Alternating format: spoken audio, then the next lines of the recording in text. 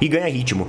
É a importância de você ter uma amplitude de elenco, é a importância de você ter jogadores no banco de reserva que é da qualidade de Cebolinha, Luiz Araújo. Vocês entendem? Tudo bem, você tem um menino mais novo ali também, o Matheus Gonçalves. Mas, somado a isso, você tem jogadores com nível de experiência e expertise maior. E esse, pessoal, é o principal ponto que talvez mostre o abismo de diferença do Flamengo para outras equipes. Porque no momento que o Vasco tenta sair para o jogo e parece que vai começar a ganhar e propor jogo, eles param de novo, porque eles encontram novamente a equipe do Flamengo subindo linha, jogadores experientes e basicamente, mano, sai a Arrascaeta, os caras, saiu a Arrascaeta, sai o Michael, saiu o Michael. E aí entra Luiz Araújo, entra Cebolinha, entra jogadores também. Nação flamenguista, o Flamengo venceu, né? 2-0 o Vasco da Gama. Poderia ter sido bem maior o placar, né? O Flamengo no primeiro tempo dominou completamente o Vasco da Gama, colocando ele nas cordas, né? Como a gente gosta de dizer. O Flamengo subiu as linhas, dominou, o Vasco não conseguia respirar. Até o narrador que estava narrando o jogo ficou sufocado, né? Que estava acreditando no que estava vendo, né? O Flamengo sufocando, massacrando, passando por cima e o Vasco sem ter saído. Inclusive, chegando até dois jogadores do Vasco discutir entre eles, né? O Vasco não conseguia sair jogando, né? O Flamengo tem um bom volume de jogo, teve uma ótima atuação. É como todos dizem, né? O elenco do Flamengo já mostra que é um elenco qualificado, né? Sai Arrascaeta, entra Luiz Araújo, sai Michael, entra Everton Cebolinha. São jogadores qualificados, jogadores que a gente sabe que pode ser titular a qualquer momento, pode ser utilizado. A mídia de todo o Brasil começa a discutir, né? Como é diferente esse elenco do Flamengo para os demais, né? Eu também concordo, né? Às vezes a gente gosta de trazer a opinião aqui de outros torcedores, né? Dessa vez vamos trazer aqui de Neto, né? Já quero deixar aqui créditos ao vídeo, né? O canal Opina Porco, o link na descrição.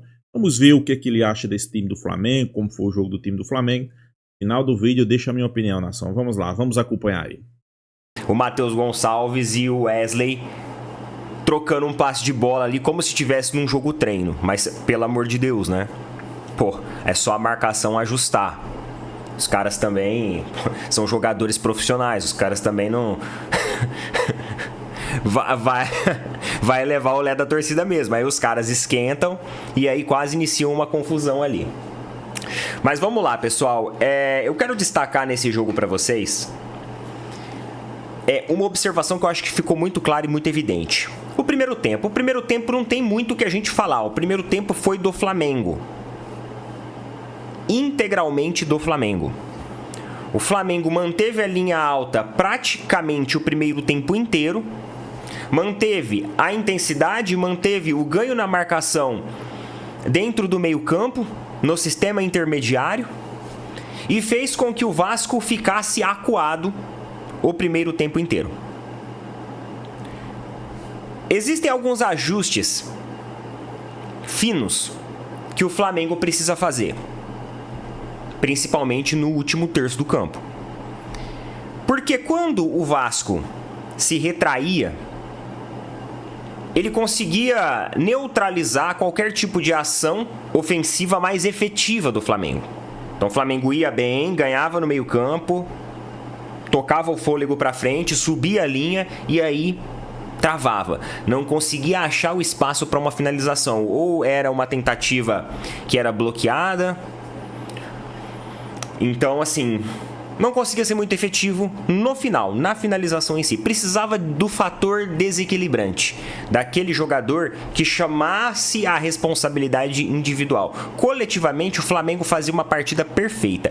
Individualmente, faltava um pouco dessa criatividade. Criatividade essa que o Gonzalo Plata resolveu assumir o protagonismo e era o jogador ali que mais se predispunha a tentar alguma coisa individual, a tentar algum drible individualmente falando. E foi justamente em uma tentativa desses dribles dentro da área, que ele dribla um jogador e vai driblar o segundo, ele é empurrado e resulta no pênalti para o Flamengo. Uma cobrança, inclusive, que o Bruno Henrique demorou muito para cobrar. A sensação que eu tinha é que o Bruno Henrique ia errar aquela cobrança. Porque ele ficou, falei assim, nossa, parece que o Bruno Henrique... Na verdade, pessoal, o Léo Jardim, ele é um goleiro que ele consegue fazer uma boa leitura. O Léo Jardim, pessoal, eu falo para vocês que é um goleiro que se daria muito bem no Palmeiras. De verdade. De verdade. Porque vocês viram que ele pulou bem. Ele, assim, o Bruno Henrique tentou fazer com que o Léo Jardim se antecipasse. Só que o Léo Jardim não se antecipou. Ele sai exatamente no momento do chute do Bruno Henrique. É que o Bruno Henrique cobrou muito bem. E aí, não deu chances para que o Léo Jardim defendesse. A bola ali um pouco acima ali da meia altura. Só que no cantinho... É muito espetada, né? Muito forte. Então não deu chance para que o Léo Jardim conseguisse fazer aquela defesa. Mas ele é um bom goleiro. Eu gosto do Léo Jardim. Eu gosto do Léo Jardim como goleiro. Eu acho ele um bom goleiro. E principalmente ele consegue fazer muito bem as leituras em cobranças de pênalti. E o Bruno Henrique já sabia disso, né? Quando o Bruno Henrique demora para cobrar, tenta ficar enrolando, ele já sabe que o Léo Jardim é bom em telegrafar essas jogadas. Só que o Bruno Henrique também é um ótimo finalizador. Faz o gol, 1-0. Primeiro tempo, o Flamengo basicamente desperdiça algumas jogadas por uma falta ali de uma efetividade na conversão, mas mantém o controle, maior posse de bola, ganho numérico em todas as sessões, uma marcação muito ajustada e o Vasco só fica na defensiva. O Vasco fica nas cordas ali e 1-0 para os caras ainda tá lucro naquele momento. Vem o segundo tempo. E no segundo tempo, o time do Flamengo, ele sente o cansaço físico. Era notório em alguns jogadores, como o Varela, por exemplo, o próprio Arrascaeta, Michael, que eles estavam cansados. Com isso, o Vasco acaba ganhando aquele componente anímico e começa a se sobressair fisicamente contra o Flamengo. O Flamengo abaixa as linhas, começa a recuar e começa a ceder mais espaço para que as jogadas do Vasco sejam efetivamente realizadas. Obviamente que teve algumas mudanças que o técnico do Vasco propôs para que isso também ganhasse uma rotação melhor. O Verratti joga uma bola cabeceada na trave e naquele momento o Felipe Luiz, que demorou, né, foi lá para os 20 minutos, 21, 22 minutos, aí o Felipe Luiz começa a se mexer. Felipe Luiz começa a se mexer porque ele vê que o jogo começa a meio que sair da mão do Flamengo. E 1-0 é um placar muito curto para você contar ali, né, com o ovo na galinha. E aí então o Felipe Luiz começa a mexer na equipe. Sai o Arrascaeta, ele começa a trazer fôlego novo. Vai lá, coloca o Léo Ortiz, porque o Flamengo começa a perder as bolas aéreas, principalmente, né, isso fica muito nítido nas cabeçadas do Verratti. Então o Verratti começa a ir lá no segundo andar para cabecear, começa a ter esse ganho em jogadas aéreas, aí ele vai lá e coloca o Léo Ortiz, porque aí ele corrige a saída de bola do Flamengo, ele melhora a saída de bola do Flamengo para que o Flamengo consiga projetar suas linhas altas, acima, e também consegue ganhar amplitude vertical nas jogadas aéreas. Faz essas mudanças e o time do Flamengo melhora. Só que isso depois de mais de 20 minutos. Eu acho que o Felipe Luiz ele comete o erro de deixar com que a partida ameace a sair da mão dele. Porque se aquela bola do Vasco entra, mano, é 1-1 de novo. Aí o Vasco ia crescer. Se ele tivesse feito essas mudanças um pouco antes, lá para os 10, 15 minutos que já dava para ver que o Flamengo tinha cansado, que os jogadores estavam com linha baixa, talvez eles não precisassem passar por esse perigo de gol do time do Vasco. E aí depois disso o Flamengo retoma o controle e consegue novamente as projeções, sempre trabalhando com a linha alta e sempre abusando também das profundidades em jogadas ali de interceptações, tanto em meio campo, tanto de início da grande área ali que o Vasco tentava fazer alguma coisa. E aí em uma dessas bolas, um passe primoroso do Luiz Araújo, que entra no lugar do Arrascaeta justamente para poder organizar e ser o grande ali cérebro da equipe, né? O jogador de criatividade, né? O grande armador da equipe, ele entra mais ou menos com essa função. Ele dá um passe, cara, olha, com açúcar para o Michael. Só que na corrida, no sprint ali, o Michael sente o músculo posterior da coxa, né? Aí, meu amigo, é justamente naquele momento, né, no sprint da corrida, na explosão, que ocorre o estiramento ou a contração da musculatura devido a um desequilíbrio muscular. E o Michael sente na hora, né? Na hora. Ele sentiu muito, né? A gente espera aí que o jogador se recupere bem, que não seja nada grave. Mas assim, tem uma hora que a câmera mostra o banco de reservas e ele tá no chão ali, deitado. Eu não entendi por que ele já não tá com os primeiros socorros, vamos dizer assim, por parte do departamento médico, porque quando acontece esse tipo de lesão, imediatamente você já tem que ir lá começar o tratamento. Às vezes é uma lesão num grau maior, uma lesão um pouco mais grave, e realmente ele estava aparentemente sentindo muita, mas muita dor. Vocês viram ele ali, cara, ele estava no chão ali do banco de reservas, escorado ali no banco. Realmente vai ter que fazer uma avaliação ali, um exame de imagem para ver o grau dessa lesão, porque assim... infelizmente eu acho que ele vai ficar aí umas semanas fora, viu? A gente torce pra que não, é muito chato lesão de jogador, mas do jeito que ele tava ali, e eu estranhei o departamento médico do Flamengo não ter feito nada ali imediato. O cara tava ali no chão, meio que tipo, né, urrando de dor, e tava ali, mano. Não entendi. Vamos tirar o cara pra tratar. Deixa o cara no chão ali. Pô, já é pra começar o tratamento ali. Porque todo mundo sabe que a musculatura é muito chatinha, né? Uma lesão muito comum nesse sprint, nessa explosão da corrida do jogador. Esse tipo de lesão aí do grupo muscular posterior da coxa. Mas vamos lá. E aí eu gostaria de chamar a atenção aqui para vocês a uma coisa que a gente observou nesse momento, em que o Flamengo retoma o fôlego, volta com a linha alta, se reorganiza, ganha velocidade e ganha ritmo. É a importância de você ter uma amplitude de elenco, é a importância de você ter jogadores no banco de reserva que é da qualidade de Cebolinha, Luiz Araújo. Vocês entendem? Tudo bem, você tem um menino mais novo ali também, o Matheus Gonçalves.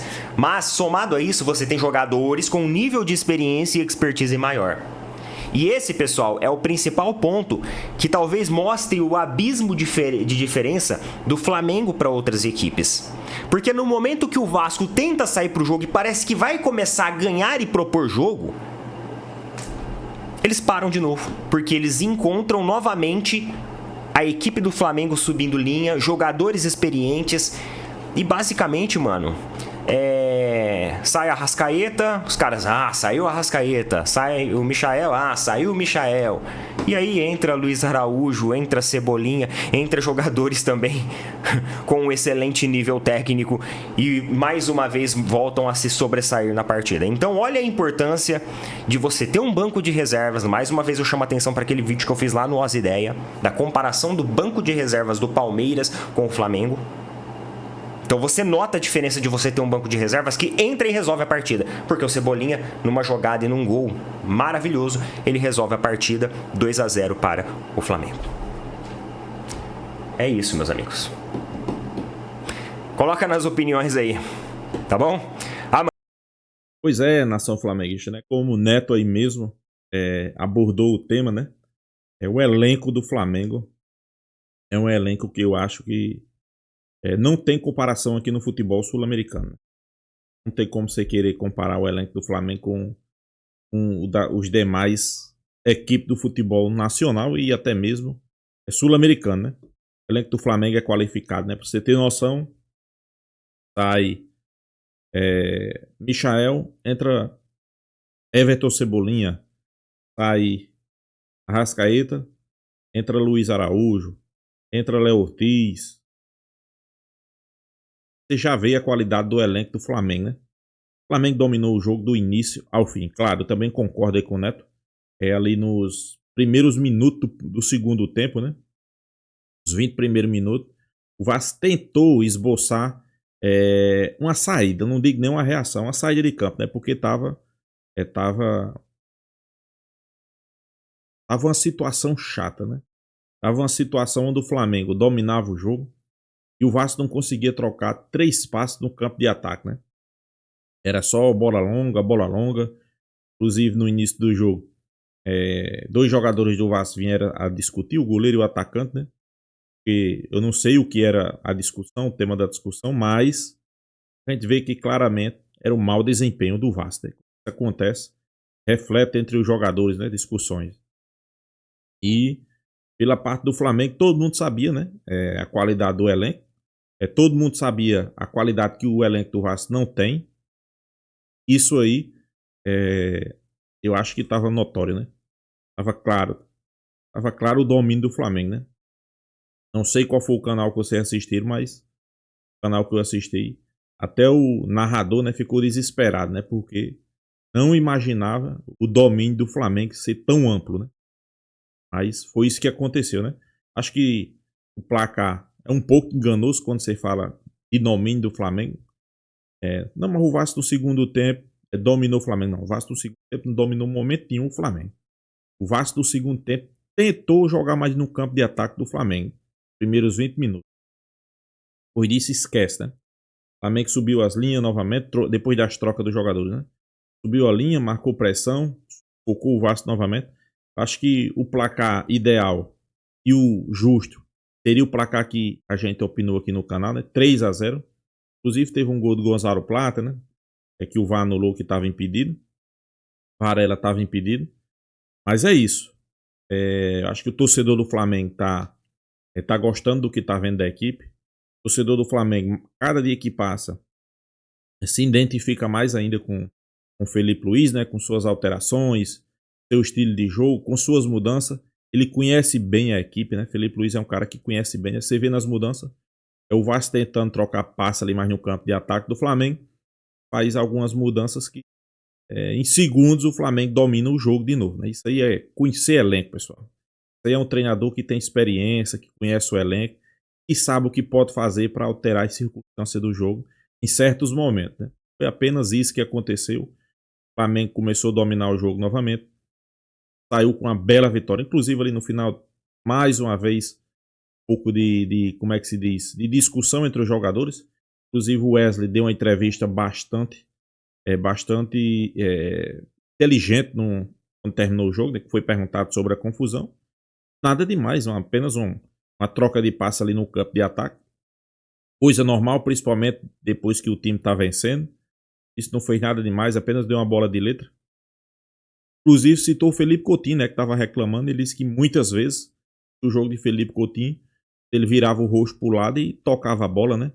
E agora, porque ele deu um passe de letra, ele estava reclamando. Tá mais do que certo, né? Às vezes o jogador só quer ganhar, não sabe perder, né? Principalmente aqui no futebol carioca. Não sei porquê, né? Então é isso, pessoal. Deixa a sua opinião aqui também, né? O que é que você achou do jogo, o que é que você achou das alterações de Felipe Luiz, o que é que você acha do Flamengo para 2025. Deixa aqui a sua opinião. Se inscreva no canal Fla News e até a próxima, pessoal.